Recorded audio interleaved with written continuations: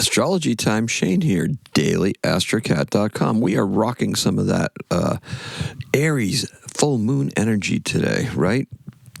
Sure, it's going to hang over a little bit, right?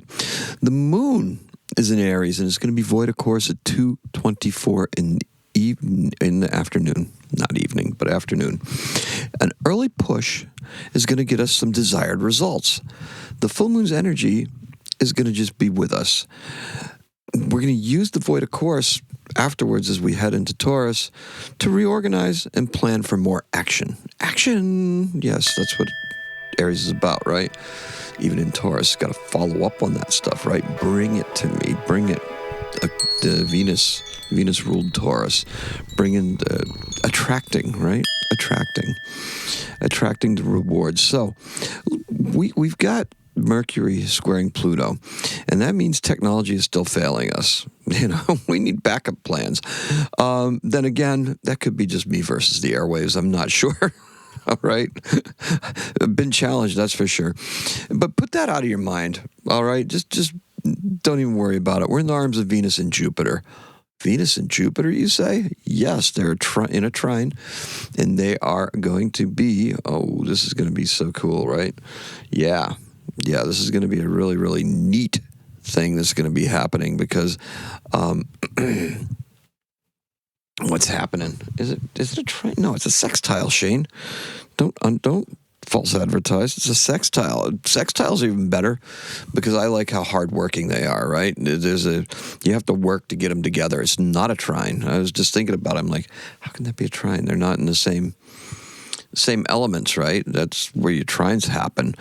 They just happen to be sextile to each other, which I think is just perfect, right? Because we do those yods. We figure out where those yods would be. And if we have Venus and Cancer, we've got the yod that would be opposite Leo. And that would be in what sign? Aquarius. So we're going to have a point in Aquarius where some of these tech problems might actually resolve, right? But that's not till the future. That's not going to be until January or February. So what do we got going on here, guys? All right, so big plans. Improving our homes should be on everyone's mind. Venus, Jupiter, right? Jupiter in Cancer. Home, right? Defensive. Doing the right things. But Cardinal. So we're looking to actively do something about that. Venus in Virgo. Got the numbers right there, right? I got it figured out. That's what we're going to be doing. Big plans, big numbers, and understanding we don't have to forestall anything. Okay? Later on, the moon will be conjunct Chiron, and happy is definitely healthy. Healthy home, happy. We're going to be happy. We're going to be healthy. Today's keyword is healthy. The color is red skies at night. Sailor's delight, right? Fair weather ahead. Our ambitions, those are rising. The momentum is definitely picking up. Setbacks, hey, temporary, right? Yeah, sure. Venus and Virgo can help you weather these things, right? Because we're just constantly recalculating and repositioning ourselves, plotting our course. Now,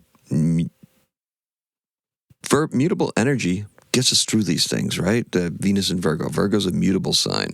So that helps carry us through that. Take it from a sun and moon conjunct cardinal sign, okay? That mutable energy, we need it to get through things. Now, that cardinal sign is Aries for all you new listeners out there, okay? Sun and moon, this guy. Mercury is in a fixed square with Pluto today, okay? Tech on tech issues. Oh, yeah, it's just... You could feel it. Almost feels like solar activity or sunspots, right? Stuff just, Wi-Fi signals crapping out on you and stuff like that, and cell signals. So I had my share of all that in the last couple of days, yesterday particularly. Cardinal and fixed signs. Let's talk about something here. Cardinal, fixed, and mutable signs. These are called modalities. These are the modalities of the signs, right? Cardinal is the beginning. It's active. Fixed is steadfast and focused. Mutable, Well, that's adaptable and versatile. So we put all that stuff together, and various signs exhibit those qualities. They're usually cardinal signs are at the beginning of the season. Mutable signs are at the height of the season. Not mutable. Fixed signs are at the height of the season, and mutable signs are at the end of the season where it starts to change into the new cardinal sign. So, with that being said, hopefully that wasn't too confusing. Today's vibe is what you bring to the table. That's right, Aries energy. The moon in the sign of Aries always favors actions. It's probably the boldest statement of the zodiac because Aries is what you are. It's what you bring. It's what you're bringing. It's a time where we declare who we are by our deeds. I love that. This is such a fun word. Like it conjures up, early comic books in my mind. Good deeds, yes. Good deeds, bad deeds, good deeds, good deed indeed. So anyway, look, the moon in Aries will need to overcome Jupiter in Cancer. How's that going to work? Well, it'd be easy to do through Venus because they're sextile, right? However, our intuition is going to take us around on the back roads because where Venus is in conjunct with the moon. The moon can't really see Venus. It's like, yeah, I know you're there, but so intuitively we would go around because we don't know where Venus is at. So we would try to deal with Jupiter from an Aries point of view, which quite honestly would be two opposing ideas. Jupiter wants for the home. The moon in Aries would be applying action to that. You're not going to move it. You're only going to move it by attracting Jupiter. You're only going to move it by swaying Jupiter with numbers and facts and figures and just whatever that Venus has going on, because Venus and Jupiter are in that sextile, and that's going to be that primary attractant because they're both benefics. They're both very strong. The moon is strong because it's closest to us. However, intuition-wise, if we went around it, we wouldn't really get there. What we need to do is we need to just don't take the back roads. We need to be direct. We need to be direct and logical.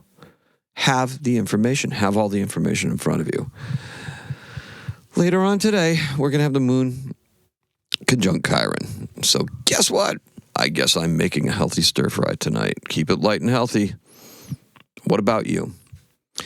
Okay, so our event is in 1946. Charles Ives' second string quartet premieres.